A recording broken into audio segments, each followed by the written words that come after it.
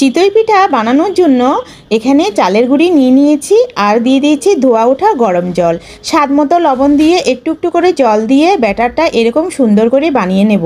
কিছুক্ষণ রেস্টে রেখে দেবো ব্যাটারটা। তারপর লোহার কড়াই গরম করে তার মধ্যে তেল ব্রাশ করে নেব। এবার আমি প্রথমে 5টা সাজে চিতই পিঠা দিয়ে দেব, তারপর দিয়ে দিয়েছি একটা সাজে।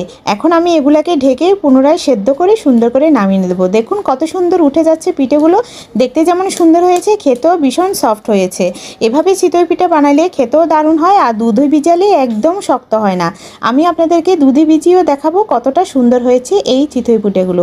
দেখুন ঠান্ডা হয়ে যাওয়ার পরও কতটা নরম আর তুলতুলে হয়েছে। এখন আমি দুধ গরম করে চিতই পিঠাগুলো দিয়ে দেব এবং নামিয়ে কিছু ঠান্ডা করে তারপর খেজুর গুড় মিশিয়ে নেব। 1 কেজি আতপ চালের সাথে আধা কেজি সেদ্ধ চাল দিয়ে দিবেন, তাহলে কিন্তু চিতই পিঠা খেতে দারুণ হবে। আর চিতই পিঠা যখন দুধে ভিজাবেন তখন কিন্তু খুবই সফট হবে, একদম শক্ত হবে না।